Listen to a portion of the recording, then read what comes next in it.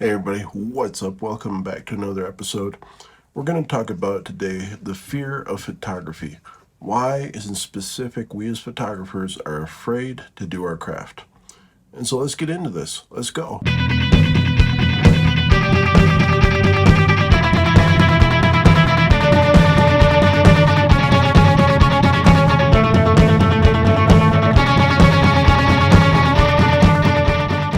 Number one on my list is the fear of rejection or criticism. Who's been rejected or criticized in their life before? We all have. I think we have to a degree, which through our childhood, through our adulthood, etc. Everybody has an opinion, and that's just that. That's opinions. We have to learn how to grow past those. We have to learn how to take the criticisms to the better, and we have to learn how to grow with our work from that too. We have to learn how to make the work that we want to see and take it all with the good, the bad, and the ugly, just with a grain of salt is what I think about that. As we're getting into it, a lot of photographers that I have seen, especially like within my students, come back and say, hey, my work's not appreciated. I didn't get 5 million likes on Instagram or Facebook or whatever it is. And really, at the end of the day, does it matter? That's the question I ask myself after 34 years of doing this always, is does it matter? At the end of the day, when we're all dead and gone and we have our photographs left over, what does matter is the work that we leave behind. So make the work that you want to see in the world. Other things that come up as criticisms. We have those people in our life that always have an opinion. That's just that. And so when people have opinions, like I say, you have to learn how to just let it roll off your back. The good, the bad, and the ugly. Even the good, especially when people say that they love our work, it could go to our head real quick. And then as it goes to our head, we're like, yeah, I can't like strike out or anything like that. We make our next images, we post them or we share them, whatever. And then everybody's like crickets. And so we don't get that pat on the back, that hit of dopamine, so to speak, and we feel bad about it. And so that's another form of criticism, is to go ahead and say like the good, the bad, and the ugly, because like the good could actually weigh off us more negatively than somebody saying our work is just bad, straight up. The other thing that comes up is our influence, our peers, and our perception. And so how do we stand up against other photographers? I'm going to tell you right now, you're going to see a lot of really well-known names out there. And I mean, that's cool. Take a little bit from everybody that you can to learn along your path, especially as they're going along, to find influences, find inspiration, etc. But don't get trapped by it. The reason I say so is because, like, so many street photographers, for example, get trapped by Honor Cartier-Bresson. Now, he was a really great photographer, but when you think about the decisive moment, does everyone have to do it the same way? The answer is no, we don't.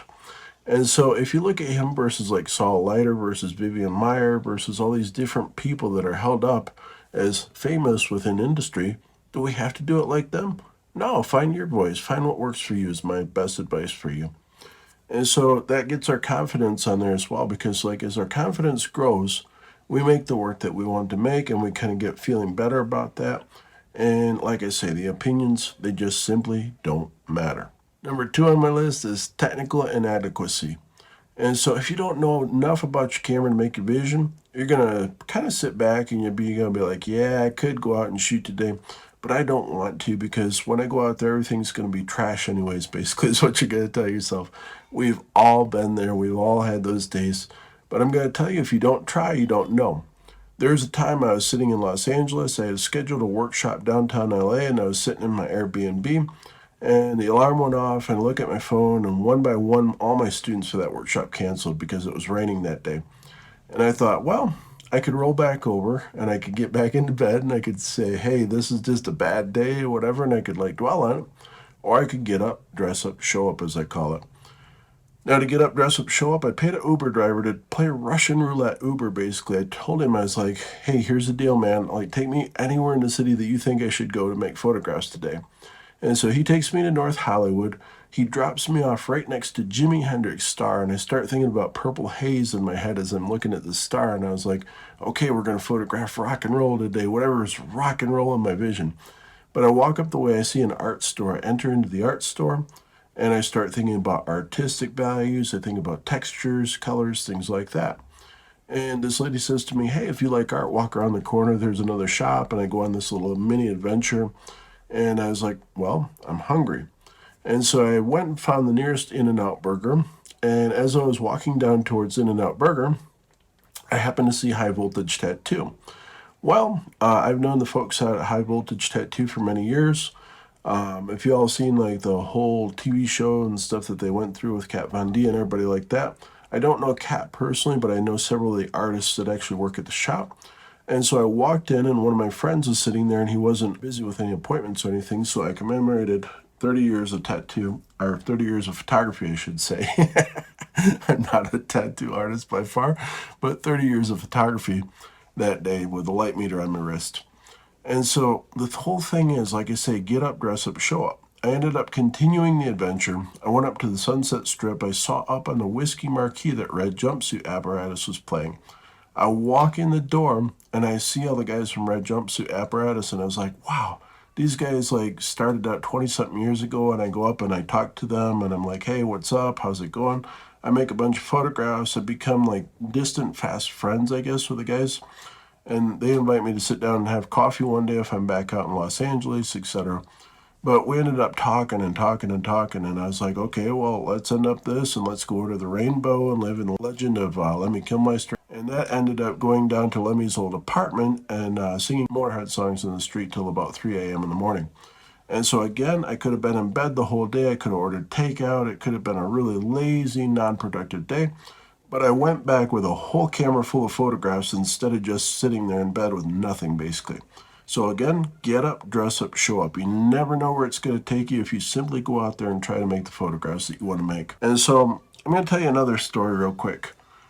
One time, there's a Saudi prince that was in my class. I'm not going to name names, but I was in New York City and I was teaching in one of my places in New York City. And there's a Saudi prince that was in my class. He comes in with a very, very, very expensive Hasselblad camera. And we were doing an exercise, and he goes, there's not enough light in the room to make a great photograph. Well, I've trained in Hasselblads over the years, so I take it and I assemble it like a machine gun. I'm like, with all the pieces. And I put it together, I set the exposure, I take an image, and it was great. Everybody's like, wow, you know Hasselblads? I'm like, yep, I know Hasselblads.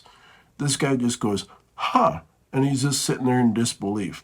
The real truth is that he did not know his camera. He did not have the technical proficiency with that camera to bring that camera to our class. He wanted to bring in high-end gear and make friends instead of actually being in a photography class is what it boiled down to. Sadly, we chatted and he decided not to come back to the class, but that was his decision. He was there for a different reason than a photography class, which I would encourage anybody, if you sign up for a photography class, sign up to learn. Don't sign up just to socialize because, I mean, there's other classes or other things for that, basically. And so, yeah, there's that. Number 3 on my list. Number 3 is a creative block. So we've all been there, even if we've been doing this as long as I have for like 34 years now. We come into these creative blocks where basically the energy isn't there, like we're not inspired. We just don't want to pick up the camera, whatever it may be.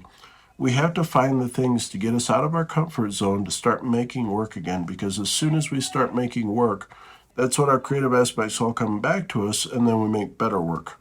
And so, like lately, I've been struggling with this. I've been in Colombia for about 2 years now.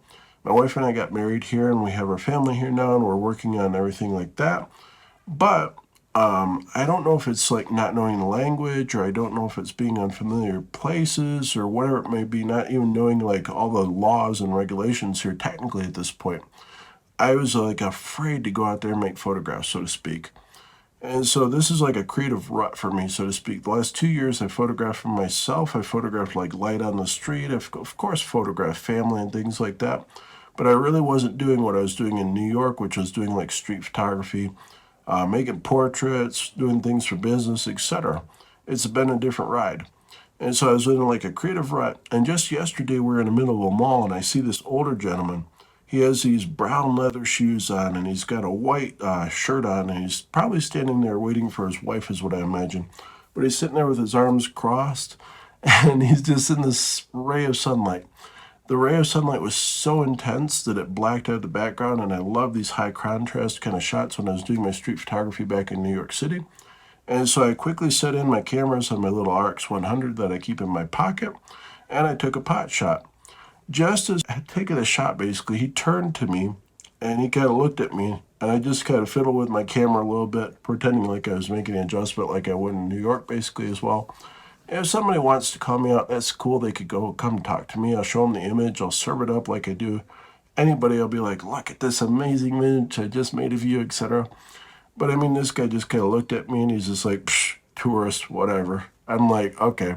But I was like back on the horse again. I felt alive as far as like photography of street photography stuff goes and stuff. And so getting out of that creative rut, it just takes one shot to bring that feeling back to make you feel alive again to go forth. So try that. Also, comparison with other photographers is one thing I want to bring up with that. We've all been there. We've all got our heroes. We've all got people we like and dislike of photography. And comparing ourselves with others, it's kind of not fruitful, is what I'm going to say about it. And so, if you want to compare yourself with others, you're going to kind of always think that they're above you.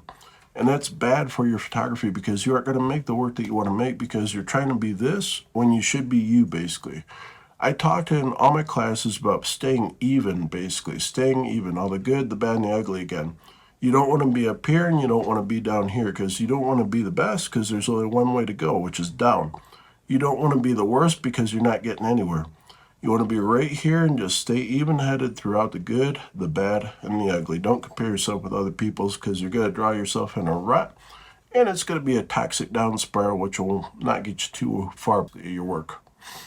Now, number 4 on my list is invasion of privacy is another reason that we're afraid to photograph. Sometimes we see people in the street, and no matter if it's maybe like our cultural upbringings or our childhood or whatever it may be, we're afraid to kind of embrace different situations because of invasion of privacy. We don't want to bother somebody. We don't want to talk to them. We don't want them to call us out, whatever it may be. But it's the shots that you don't take in life, which are basically the most important ones. Those are the ones that you regret. And so the shots you don't take are always the ones that you regret, is what I'm going to say about it. And so take the shot, show them if they want to see it. Because like sometimes I made the coolest friends just by showing somebody an image and they're like, oh, hey, can I get a copy of that? And I'm like, okay, here's my email address or here's my Instagram or whatever. And we become fast friends, and sometimes like we'll stay connected for many years. Sometimes we lose touch, whatever it may be. But I mean, you can make the coolest images just by saying, simply take the shot. That's what I'm going to encourage you to do. Now, as far as like childhood conditioning goes, like me, I was a loner as a kid.